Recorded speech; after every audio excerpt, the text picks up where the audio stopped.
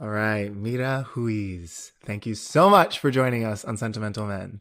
Thank you for having me. I'm so excited. You are our first non-English speaking international Elphaba on the podcast. Wow.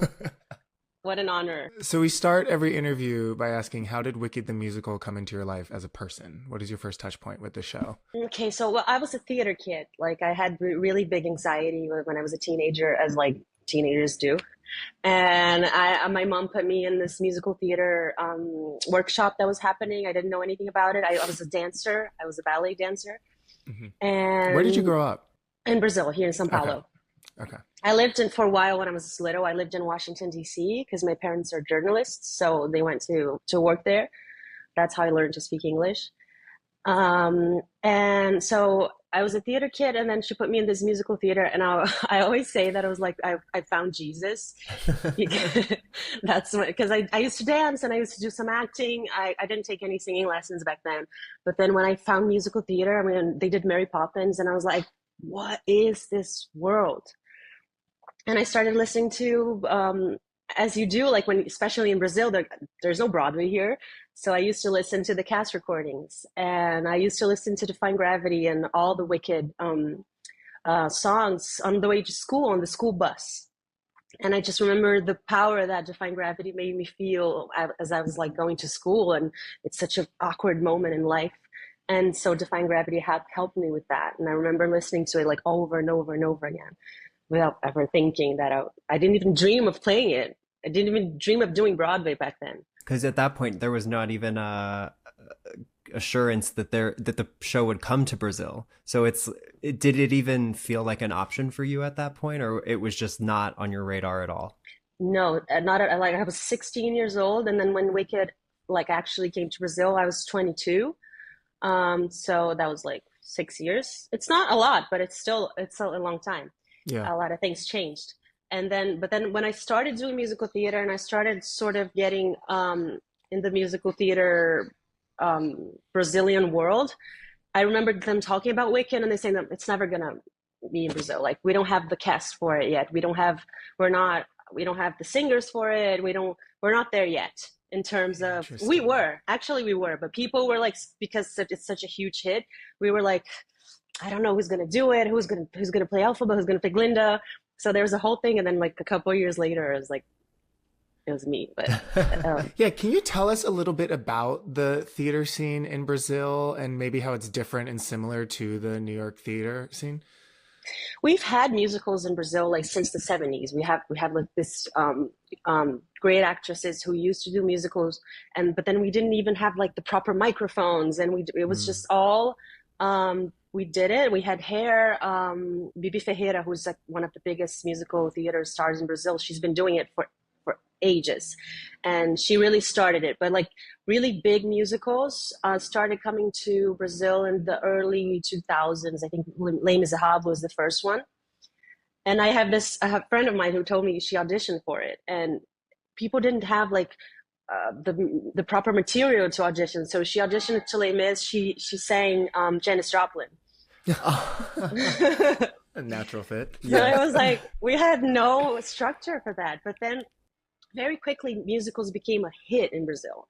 Um, and then it just grew and grew and grew to a point where like I think we're the third or the fourth biggest musical theater producers in the world. So it's not close to Broadway, of course, but it's a big thing here. I think because music is such a big part of Brazilian life. Hmm. I don't know if you saw the Lady Gaga at Oh my Copacabana. God. Crazy. Like we do, we like music. We like Yeah. singers come here, and they always say performers that like Brazil is like one of the best places to perform because we're like very passionate. So I think musical theater has that because even though it's not in our culture as it is for Americans, we like music, and music really speaks to our soul. And I think that's what happened because like now we have a lot of musicals, and it's a big thing here. And you studied theater in New York, right? How did that happen? Yes. So when I started doing studying theater here, but just like as a hobby, as for like anxiety, like I said. Mm. And then my dad went to live in New York because he was a journalist and he was working there. And I found out about the school that was called PPAS, Professional Performing Arts School. Yeah, I don't know yeah. if you guys know that. And I saw it online and I was like, oh, wow, what a dream to go to that school. But you have to audition to get in. I was just getting into lessons. I didn't know anything about anything. So I went there and I got an audition like by myself. I emailed and I was like 15 years old. It's kind of crazy to think about it. And then I got an audition. I went to Barnes and Noble. I found this 1 minute monologue book. I just went through it and was, oh, this is fine. I memorized a 1 minute monologue. I sang on my own from Les Mis. And I went on audition and the director said right away, like, oh, okay, so you can start on Monday. Wow. Just like and that. Like, yeah, no, I was horrible. It's not like I was like a huge, I don't know why he did it, but well, maybe he saw some potential. I don't know. Yeah. For sure. But I was just starting out, and then I did start school on Monday, and then I learned so much because even though, like I said, here we have a lot of musical theater, being there, like the school is like right next to Times Square.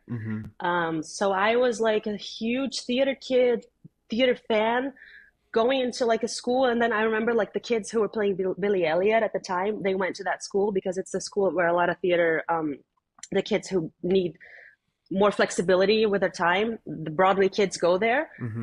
So to me, it was like being Disneyland of Broadway. And I learned a lot, and I started getting into lessons. And what was the question? How you ended up in New York. Oh, yeah.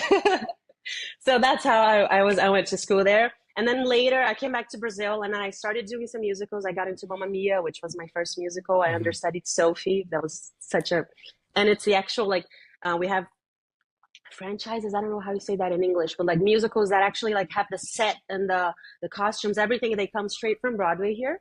It's like the same thing. That's how Wicked. Yeah, the replica. Yes. Yeah. So it was a Mamma Mia replica, and I played Sophie. But then I still needed more. I felt like I needed to study more and more. So I went to New York again, and my dad was still living there at the time, so that was like something that we could accessible. And I went to Lee Strasberg just for acting. Wow. Because for me, acting is just such a huge part of it. So important that we don't forget about the acting in musical theater, because here sometimes when kids study, they focus on the singing and not the acting. Same and here. So I wanted to, so I really wanted to study acting. And I think that was a big difference, especially in getting Elphaba later. I think that that really helped me. Do you feel like your background as a dancer has helped you at all with Elphaba? I think background as a dancer helped me with everything in life. Just the discipline that it gives you. And I went to a very strict, the Royal Academy of Dance, like the part of that here in Brazil. So I had teachers from there. And I think the discipline that it gives you, even though sometimes it can be a little too much, especially with like body image, and it gave me it did give me some traumas that are now sort of solved. But the discipline of it all, and how it's like always be on time, always do the discipline part of it. Yeah, definitely helped me with the work ethic, and there's nothing like it. When you see someone who's an actor first and a dancer first, I think the dancer in that part, I feel like it stands because it's just very professional. So when was the first time that you saw Wicked live? It was when I was 16. I was living in New York, going to school there. I always listened to the music and everything, and my dad took me to see it. And do you remember who you saw?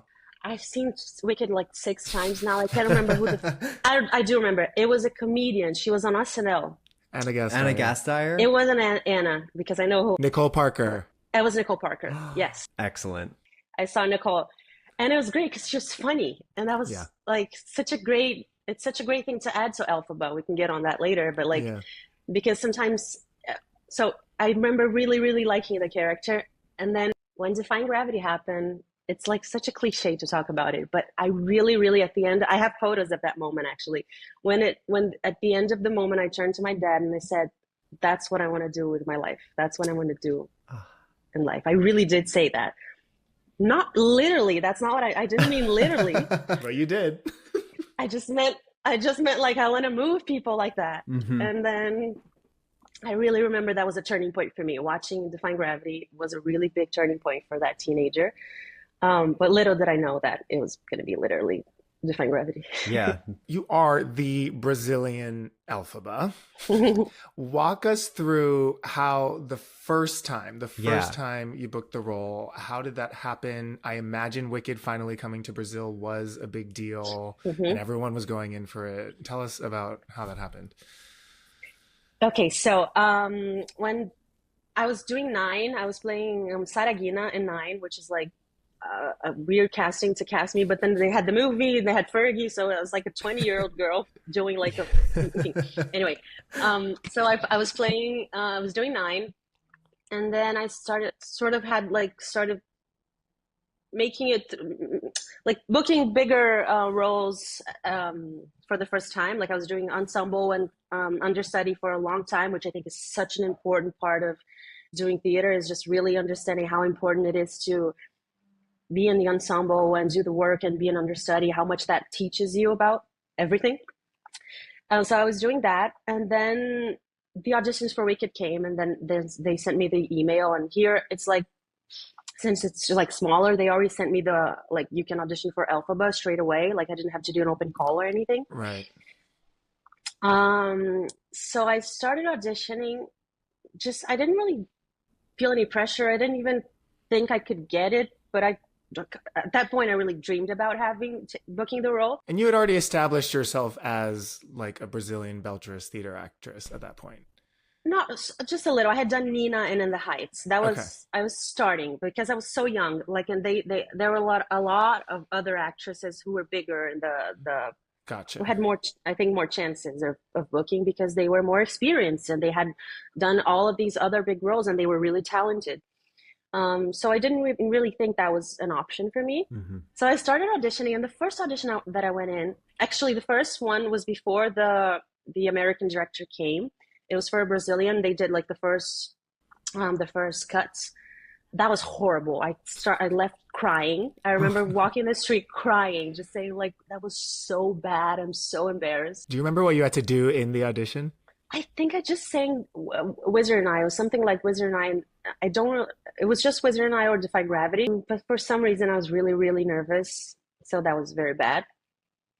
Left crying, walking the street. It was like a scene from a movie, like listening to him and saying like, I'm the worst actress in the world. And then when the next audition came, it was her name was Fran. She was an associate director.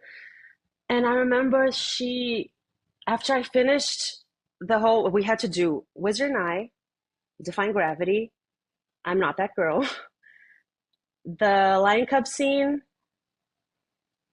and I think that's it. It was like those four things every time. And we did that for a whole month. It was like a really, really big period. That's a lot. A lot of, I went in, I had like 8 callbacks. Wow.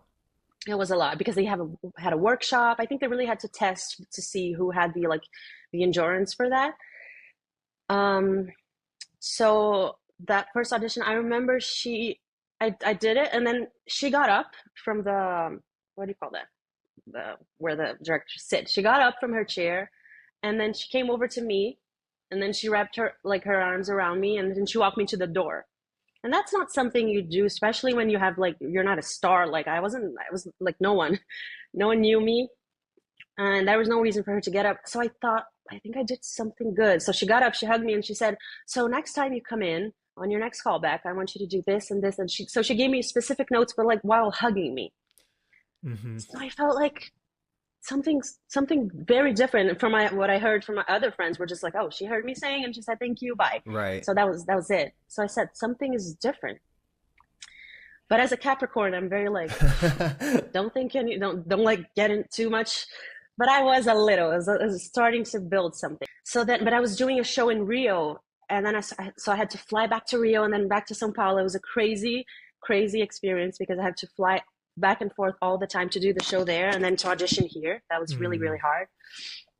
And then I remember when I went back to Rio, some people were talking in the dressing room and they said, well, I think you have really good chances of being like a second cover. And they said it as like a really great thing. Compliment. And it is. Yeah. A compliment. But I was like, so I just kept quiet. But I said, I don't think I'm up for a second cover. I think I'm actually up for the real thing. Yeah. But Anyway, so that person said that and it really stuck with me. And I said, that's not really true. But I was like, yeah. And then, because they said, because probably one of the veterans are going to play it, or one of the more experienced, of course, that would make sense. So when I went in again and again and again and again, it got to a point where it was just like me and two other actresses. But I remember that one of the auditions I made, like, I made some people who were there cry with I think I was I'm Not That Girl or something. I feel like I saw tears in the room. So I also thought, well, I think I'm doing something right. And then on my last audition before the final callback, I kind of didn't do very well. I took a step back and I don't know if I was nervous, I was doubting myself, but it was not a good audition. So I got a call from the casting director right before the final callback. She said, what happened to you? You weren't so good today. Like, you weren't, she was sweet. She was like, something was off today. And I said, I don't know, maybe I was tired. Maybe I was sabotaging myself. I don't know what happens. And then she said, come tomorrow for your final callback and just with fire in your eyes and come to book it. You have really, really good chances of that. And so I just like took a breath in, and then that was the final callback. And then I remember that was really good. And I got the call on the same day, a little later, that I got it. And what was that like after this long, arduous, flying all the time, auditioning, you said 7 or 8 times? What did that feel like to finally get the prize? It was almost like a relief. I didn't even celebrate. I was like, oh, like it's over. Thank God it's over. Because it was such a draining thing. But it's good to prepare me for what was to come after, which was actually playing the role. Yeah. Right. The auditions were already setting the tone for what my life was going to be like the next years. Yeah. So it sounds like you learned the role in English, just having grown up a fan of it and then seeing it on Broadway, and then having to do it in Portuguese. What was it like essentially relearning the role? Another thing, I was really young. I was 22. I think I was the second youngest Elphaba ever to play it. I think the youngest was the Dana, Mexico, Dana, yeah. And I think the second youngest. Someone told me that. I'm not sure if that's true, but I think that's true. Right. That's right. So it's such a young. You're so immature, and I wasn't that immature because I'm a Capricorn, but there's nothing to prepare you for what's to come. So that was just wanted to say about that. Even vocally, to start learning the role when you're that young, I imagine it sits differently in your chords now than it did then. Yes. No, I'm definitely more in control now. I was not. I had some bad vocals in my early days, and that's all right. But I had really good days, but then some days I didn't have that much control over my technique, and as opposed to now, which I really feel like I'm in my best era, Elphaba era. But that was really, really hard. Yeah, because singing in Portuguese, it's so hard because we speak from a different part of our instrument. Mm-hmm. Our voices are much like more here, more to the back, and then singing, especially Elphaba, you really need to use your mask. But then Americans, you guys speak here. You're like your voices, it's in the right place for belting. Our voices are like where our voices are right for bossa nova, which is like it's like all the way here. So I had to so I used to practice in English and then try to mimic the sound in Portuguese and find the place with the Portuguese vowels. So that is really a hard time that all of Brazilian performers, not just Elphaba, we have when trying to. It's easy for us to sing a song in English, and then we get to Portuguese, it's like, I don't know what I'm doing. I've always wondered that, because even the words and sounds that you have to make are going to be different. Yeah. Now that I have, like I said, more technique, I feel like my voice, it's just, I can make it sit in the mask more.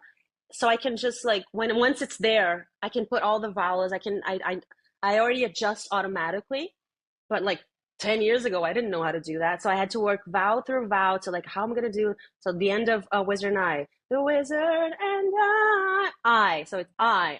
It makes it, it makes it here. Go, here it's sa. And then, so it just. Oh, it's back. It's not, yeah, it's back. So, but then you have to do you sa. You have to adjust this. Instead of sa, you have to sing sa. it's gonna sound the same, but you have to adjust vowels as you do in English as well for singing for some. But here you have to do it in a lot of notes. Yeah. So that was a whole thing of adjusting that.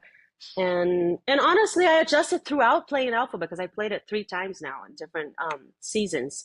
So I've been adjusting it as I go. Yeah, I was gonna say, even like learning the show the first time after being so familiar with the original cast recording, and then coming back the second time, coming back the third time, letting go of the habits you pick up is challenging regardless, but to then do it with the same role at 3 different points. In 3 different productions. It's so crazy. It is crazy. It is. It's astonishing. It's incredible. I think I just thought about something, kind of a metaphor that I've been letting go as I go, as like years go by and I play Elphaba more and more. I feel like I've been finding my own voice as the character does. I've been finding my own voice, and as a performer, to like let go, especially of seeing so many Elphabas do it. Of course, you have them in you, and it's a great thing. And I still have all of these great performances from Dina, from the cast recording, and all of the Elphabas that I saw. But the best thing as a performer is to really find it yourself and put your own heart into it. And I had a really difficult time with that because the original production in 2016, we had Lisa, our director, associate director. She was amazing. And she came here and she taught me the role. And they have very, very strict and strong choices that we needed to make. But all the choices were so good and they made so much sense that I'm not even complaining, and I still carry them with me. I wouldn't be able to play Elphaba without that original direction, giving me really everything that's happening with these characters inside their minds and inside their souls and everything. So that was really important for me to have, and I'm so grateful that I was able to be in touch with the original direction. But then, especially as being like a 22-year-old, I kind of what's the word? Made it a little stiff sometimes. Stiff? Does that make sense? Yeah. Yeah. My performance was a little like too much. I had heard too much in my head going, this is what's happening. This is what's happening. Have to be here. And then I have to do this. You have to, yeah. Not just physically, but mentally. Yeah. And then now I've been finding more things, especially in the humor, especially in how, and here I do have to make a transition because Brazil, we have different humor, we have different physicality, different things work here. And I have to find that. And Fabi, who was playing Glinda in the first Wicked, she's amazing. And she was my age when she played, and she was my age now in 2016. So I think she was more of she had more of that. I want to put some Brazilian twist in my Glinda, and that really worked. And now I feel like I'm in that moment as well to like put my, not Brazilian thing, but like my Myra, my I'm coming out more in the world more than ever, but still keeping the original and everything and all the directions that were given to me throughout the years. And I feel like I'm in my most free Elphaba. So just for our listeners, the first time you did Wicked, it was a replica production. And then the second time it was a non-replica. And this current run you're doing as Elphaba and Wicked is also a non-replica, but it's different than the last non-replica. Exactly. So 3 completely different directions, 3 directors, 3 different sets, 3 different costumes, everything's different. And then on top of that, with the dubbing of the film, which we can come back to this, but then that I would imagine also had some very rigid guidelines for you to work within. Because I saw a Spanish dub in Madrid and it felt like they were instructed to copy the inflection and riffs that Cynthia and Ariana did. Yeah. Let's talk about the movie now and then we'll go back. Yeah. Tell us about that process. Oh, the movie was so special because Cynthia and Ariana, I did see an interview that Cynthia talked about with you guys, how she played an Elphaba that was a little, I think, stronger and had more power since the beginning of the show. And the original direction, like I said, was very much for her to be like, no, she had power, but she was like more, she was supposed to be very aggressive and pissed off and angry, and which I do think she is, but Cynthia put it in a place where it inspired me, and I brought that a little to this, because sometimes it bothered me how Elphaba was like being thrown around so much in the first half of the first act. In Wizard and I, we do see her power, and we see her what she's, it's the moment where we get to, the audience can start liking Elphaba. Yeah. But the other moments, I felt like she was just being thrown around. And then Cynthia brought a power to it, which really, really inspired me. So when we did the dubbing, we did have to maintain everything that they did. The inflections here, we can change them a little. We don't have to speak the exact musicality that they speak. It has to work in Portuguese. Right. So Americans end everything up. So I don't know. Let me think something. I am. Yeah. So she's like, you're green. And she goes, I am. And here I had to say, eu sou sim. So one goes, I am, sou sim. Because that's what works in Portuguese. That's how we speak when we try to be ironic or something like that. So we had an amazing director, Andrea, but also we have to maintain what Cynthia and Ariana did in terms of their choices, and we can't totally change it, but that was so special to do, because it was like I was so connected. I had to watch them on a screen for hours and hours and hours doing the dub, so I really felt connected to them, and I felt like we're friends. And they don't even know who I am. They don't even know I exist. But they definitely do. They definitely do. Yeah. It was such a crazy and fun experience, and they did such an amazing job, I think. Did you have to do Cynthia's live limb, I'm Not That Girl riff down? Yes, and I do it on the show now. I do it on Wicked, and yes, because God. I thought it was so beautiful. It is. It's so in Portuguese it's não vai ser meu, and I do that, and I think it's just so, because it was one of the most beautiful moments for me. So I wanted to keep that. I don't do the Defying Gravity though, because that's so like her. Yeah. And it's hard. But I might do it one or two some days. But like that part I really wanted to keep as like a part of her with me that I bring, because. How do you feel like, having now been in the show on stage before the movie and after the movie, do you feel a difference in the audience reaction or the reception to the show? Yeah, Wicked in Brazil was already like a crazy, crazy hit. Like, I don't know if you've seen the last day of Defying Gravity on 2016. Yep. Have you seen the video? Yeah. So there was that. And then that was 2016. It was like everyone sang along, and it was very spontaneous. And it was a big hit, but it was inside a bubble, our Wicked Brazilian bubble. 2023, that already expanded a lot, and it was like a even bigger hit. And we also had an ending and also a lot of people see videos of like people recording the last Defying Gravity and singing along. That was just on the last show. And I always see like Americans go like, what is this? That's not theater etiquette. That's not how, and we always try to like, that was just the last show. It was a special treat for the last Meanwhile, day. on Broadway, everyone's recording bootlegs on their phones and posting it online. Well, yeah. And so on the end of 2023, we did the whole show, and then we came back and we did just Defying Gravity one last time, so that the fans could stand up and sing along. It was so fun. Oh, that's cool. And record and scream. It was like a concert. I felt like Justin Bieber. And then now after the film, it's crazy. It's like crazy, because a lot of people who are not even they're just starting to be fans, and it's a great thing because it's bringing new audiences to the theater, especially here in Brazil. We don't have that much of a big theater culture of like going to the theater and then knowing the etiquettes and knowing it's a whole culture, and we don't have that here as much. We do. It's not as much as Broadway. Yeah. So I think the movie is bringing a lot of people who have never seen, have never been inside a theater before, and that is so great. To have a lot of new people, but it's kind of big. Like I get stopped on the street like almost every day. Wow. And I'm not a celebrity. It's not like I'm but I don't go out without someone asking, going, Mira, Mira, can you take a picture with me, please? Yeah.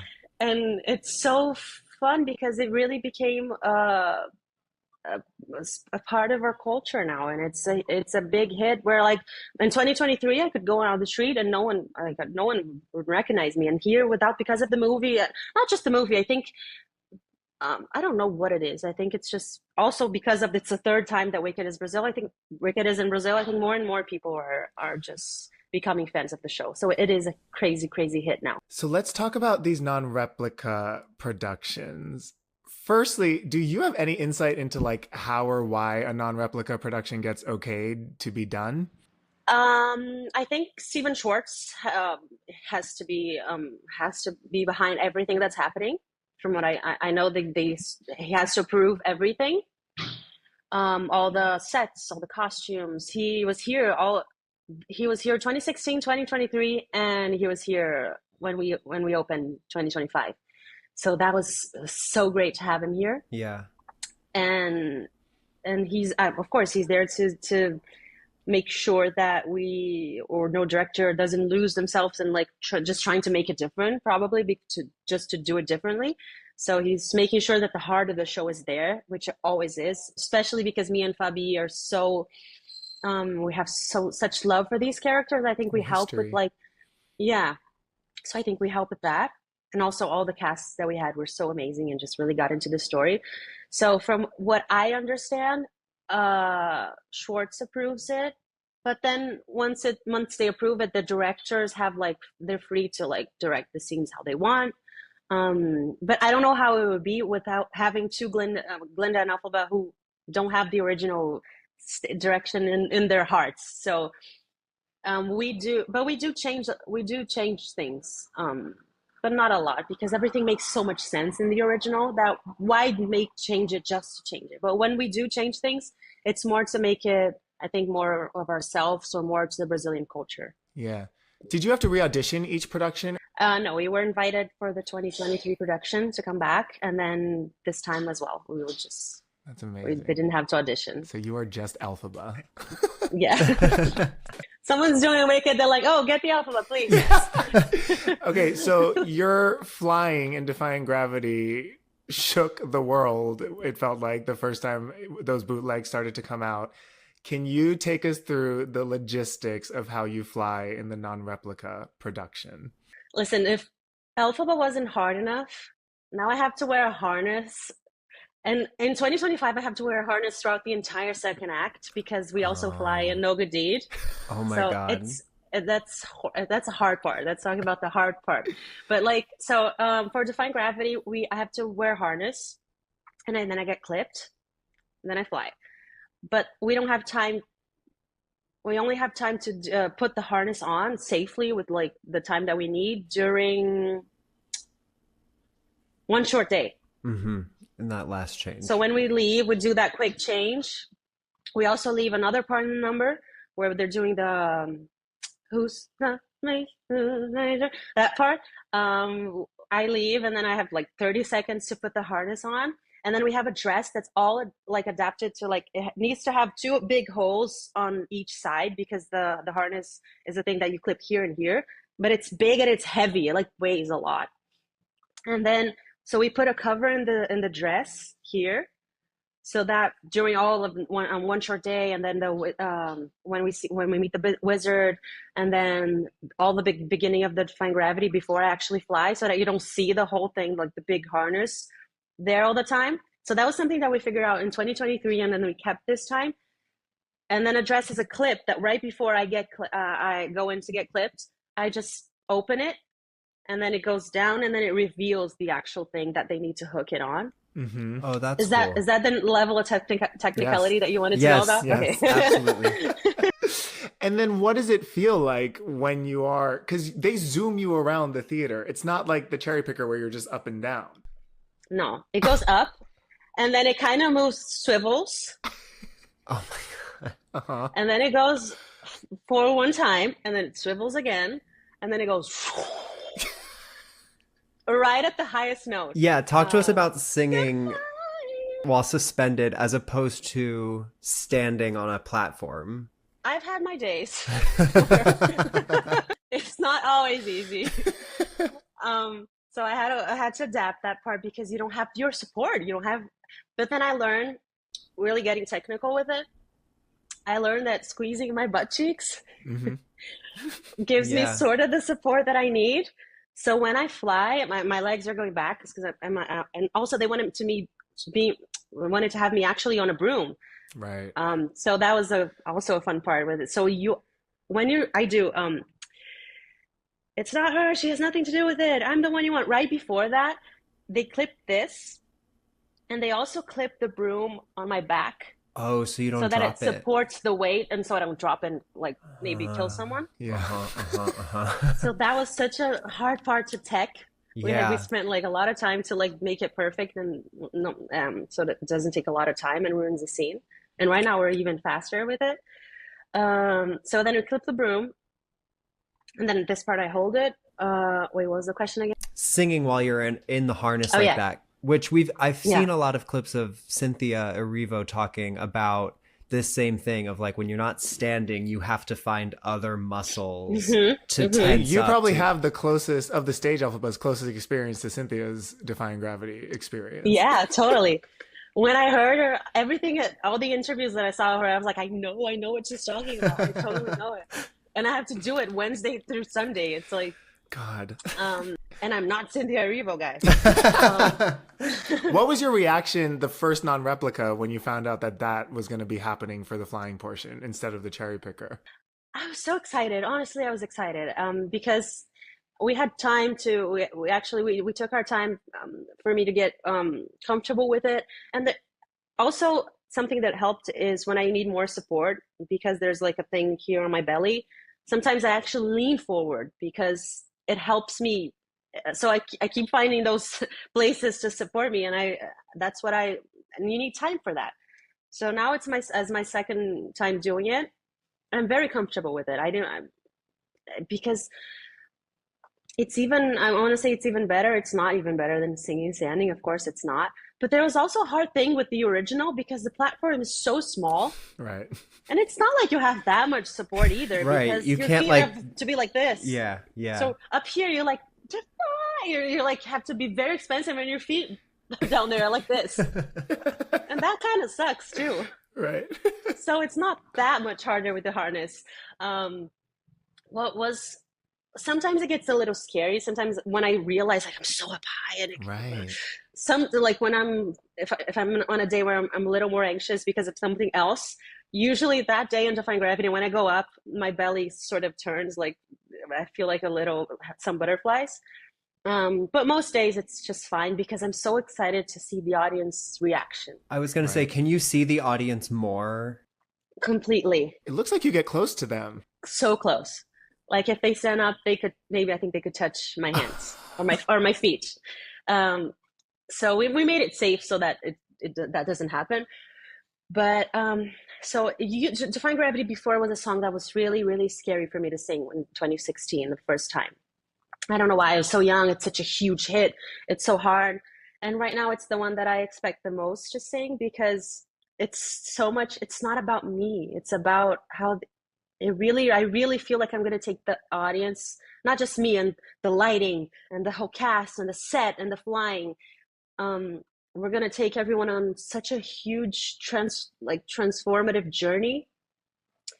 Some people said like, oh, I think that the flying takes away from the actual performance of the actress and the singer, that I just want to see her belt out Defying Gravity. In that sense, yes, you do maybe miss, but it's a different, we do miss that, but we gain so much with the Right. flying through the It audience. enhances it It too. really, and no video can do justice to what, really, no video can do justice to what a moment that is. And I see the eyes of people in the audience every night. And it almost makes me cry because it really is really special. It was special to me when I was 16 years old, when I was a theater kid. Yeah. And right now, yes, it's my job. And sometimes it's like, I'm so tired doing it and everything. It's so stressful. But when I look at people's eyes, and there are so many different reactions. Some people are like, they can't move. Some people are just like, they have a physical thing where they want to reach up. And some people just grab, I see people grabbing someone, like their friend's hands, and they just watch it like this. And some people are just laughing. They're like, what the hell is happening? And some people are just crying so hard. So it's so amazing to be a part of that and to be the voice of that moment. And it's just an honor. And it's also like Wicked, the original version of Wicked that we have was created in 2003. If you were to do Wicked today, that is how you would do Defying Gravity. It wouldn't be a cherry picker today, you know? Yeah. And I imagine there's something to the spectacle of it, of the flying and the logistics of you getting in it, that kind of takes you out of your head when you're performing it, just because there's so much going on. Exactly. It makes me less anxious, because it's about so much more than just my vocals or just what I'm going to do with my performance. Wizard and I, though, it's that Wizard and I it became the hardest song for me to sing, because it looks like always been. In your version, they cut even the section when the ensemble comes in and makes fun of you. Like, it's just you the whole time, right? Or is that the 2023 version? That's 2023. Well, we have in 2025 in Wizard and I, there's a little moment in the beginning where it's almost like a Hamilton Satisfied. And what's that song where like she rewinds the thing? Yeah. We have a rewind moment and we're like, we replicate the scenes that just happened before, where like the father gifts Nessa something and doesn't give anything to Elphaba. Someone bumps into me. And then someone bumps into me and drops a book. And when I go to pick it up, they look at me and they just run away. And then when we start Wizard and I, the wizard and I, people come in, and I say, so when I meet the wizard, my whole life will change. And then the guy who thank you for the live translations. Oh, it's great. The guy who was scared in the first scene, he gives the book back to me, and I have the wizard next to me, and it's a lot of spoilers, but he's a statue in the beginning of the show, and then the statue comes to life. He's a statue that comes to life, and I sort of pretend he's the wizard, and then I give so when I meet the wizard, my whole life will change, and then he gives me the book, and then I say, like, wow, it's kind of it's a very silly and kid moment where she's like showing the audience like, this is gonna happen to me, and she said, then I meet the wizard. No, wait, what's the lyrics? When she talks about the father. No father is not proud of you. So my father comes and gives me a gift. No sister act ashamed. And then my sister is right there. So I'm taking the audience to like everything that's gonna happen differently, and that just happens for like all those 3 lines, and then everyone leaves again, and it's just me alone on the stage. So we have that it's so sweet, and it's a very childlike moment where she's really like, guys, this is what could happen, and which is what the song is about. Right. But it's cool that we get to see that like vision, almost like a prophecy that she has, because in the replica productions, we're seeing her reality, not her dream life. Yeah, that's really and cool. Ronnie, our director, who had that idea, and then it was I always also look forward to that moment. But then, as I was saying, compared to Defying Gravity, it is all about, it's such an important moment for the audience to understand Elphaba, because in other moments sometimes she's being a little stubborn, sometimes she's being a little like too much. But we understand that she's hurting, and that we understand everything that's going on. So Wizard and I, for me, is so important. So I feel that pressure that I used to feel in Defying Gravity in 2016. I feel that pressure now, Wizard and I, for people to really, really understand and like her. But then I also saw Audra McDonald saying something about stop trying to make the audience like you. Mm-hmm. I saw her saying that like a couple weeks ago, and I was like, oh yeah. Should work on that, because I really was like, people, you need to like Elphaba. This is the moment for you guys to understand. But of course, you also have the entire show for that. But for me, I really wanted people to understand what's happening with her, so I felt that pressure. But then I look forward to doing that, to doing Wizard and I every day. On the other hand, Patti LuPone says that she always picks someone in the audience to win over before she starts a show. So, and I do the exact same thing. Really? So I saw that the Variety interview, right? Yeah. I saw that, and she says, because I keep trying to be Audra and Patty. I'm Like the angel and devil on your shoulder. exactly. It's literally Patty LaPone and Audra McDonald. All day, every day in my life. Because I also have this thing where it's like I can only see the front rows, but I always find this one guy who's like this. He doesn't react to anything. And I play the whole thing for that's why all actors need therapy. Because why do I want the approval of that one guy who clearly maybe he just doesn't like, maybe he loves it, but he just doesn't show it. Right. But then why do I have to be the entire show going like laugh? Why you're not laughing? Oh my goodness. Okay, so you kind of talked about this, but how do you think your portrayal of Elphaba and your understanding of the character has evolved from 2016 to now? I think it's evolved as much as my the understanding of the character, I think, remains the same. But since I changed so much as a woman, and I've been finding my own voice, I feel like I've been making her stronger as I go. And I think, like I said, Cynthia really helped me with, I feel like Cynthia gave the blessing to like, you can do that. It's okay. And it's still Elphaba. It's still the character. If she's not so apologetic in the beginning, from the beginning of the show. So I think what's really changed for me is how the highs and the lows are higher and lower to me, because I've experienced more pain in my life. I've experienced more joy in my life. So I think I just bring everything is more intense. We have to ask the question, are you a wizard and I, defying gravity, or no good deed Elphaba? And it can mean whatever you want it to mean. I'm definitely at a no good deed moment in life, because in terms of not in terms of like I'm not doing anything good again, like to hell with that, but in terms of like as a woman, when you find your voice and when you learn to say no, and I'm in that process still, there's a price when you find your voice. There's a price that you have to pay. I want to say as a woman, but I think everyone feels that. But as a woman, there's a price that you pay when you start putting yourself out there and saying no to things and having a voice.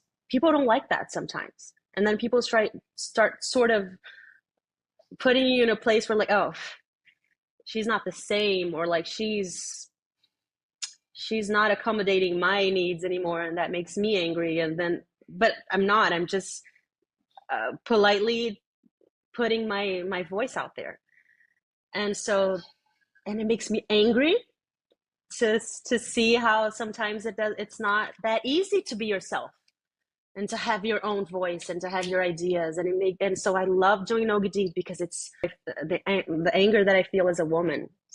Sometimes, Did you start your Elphaba journey as No Good Deed? No. I started as like definitely Wizard and I. Mm-hmm. Interesting. And okay. I could do No Good Deed. I had anger built in me for No Good Deed when I was in 2016 when I was so young, but it was from other things in life that were happening at the time. But I didn't fully understand. I didn't fully understand what that was like when you go through an emancipation as a woman, and you go through that, and not always you get the result that you wanted and that your intention was set to, and how infuriating that can be. Yeah. And how that makes you wanna sometimes. As an actor, I do want to quit a lot of times, being very honest with you guys. Mm-hmm. Especially, it's very hard being an actor here in Brazil. The opportunities are hard. They really count. A lot of people count. We don't have the same rights. We don't have a union that we do have a union that's starting to be more strong, but it's not that strong. I was going to ask, how financially stable is it to build a theater career in Brazil? It's not. It's impossible to live off of just theater in Brazil. So either if that's all you do, you're either rich, supported by your parents, or or you have to do a lot of things to come. I don't know how it is on Broadway though, but we have to do dubbing. We have to do side jobs. We have to do dubbing. We have to produce your own things. You can't wait for people to like find you and say, oh, now we see you, Myra, you're a star now. Like you have to really build that. And it's sometimes very tiring because, you know, not only have to do, like, I'm not only doing Elphaba, but I'm also doing another project that I want to do after. Like I can't just focus on the moment. I have to be thinking about the whole thing, my whole life as like, you can't really live in the moment and just be like, oh, I'm fine. And I don't know how it is on Broadway though. Can you on Broadway? It's better, right? I think it's similar for a majority of people on Broadway. The difference is I think there's probably an upper echelon that some people can reach where they can kind of just be stars and do that, you know? Yeah. You remind me a little bit of Willemijn Verkijk, who did Elphaba in Germany and Holland and London, and then she came to Broadway to do Elphaba. Do we have aspirations to do the role on Broadway? Oh God, wow. I don't even, yes. But like, I don't even know if I can dream that high. We're dreaming it for you then. We're starting the campaign now. Okay. Hi, producers. I'm here. I'm here. That would be so exciting. That would be. I mean, of course, I've dreamed of doing Broadway. I've dreamed of winning a Tony every day before I go to bed. That's what I do. Yeah. So definitely something that I would love to do. Yeah, we would love that too. And it would be cool to have a Latina playing Elphaba from actually from Brazil and just who doesn't have English as her first language. Yeah, that would be amazing. Myra, this has been so amazing. Thank you so much for doing this. We're so excited to talk to you. Thank you so much. It was really, really an honor to be interviewed by you guys. I watch all the videos and it's really great. Oh, thanks. Thank you.